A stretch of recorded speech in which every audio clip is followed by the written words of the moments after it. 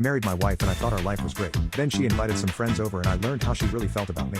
Last year I married my wife, and I thought everything was going well. I took her out on dates, had intimacy with her, nothing too crazy, just enough to keep us both satisfied, and tried to spoil her as much as I could with breakfasts, flowers, and anything else I could think of. She was the first person I'd ever been with and she told me I was her first as well. That made our bond special, and I eventually decided to put a ring on her finger. Fast forward to the other day when I realized things weren't as perfect as I thought they were. My wife had invited some of her girlfriends over for wine and gossip. I was the only man in the room, but I did my best to fit in.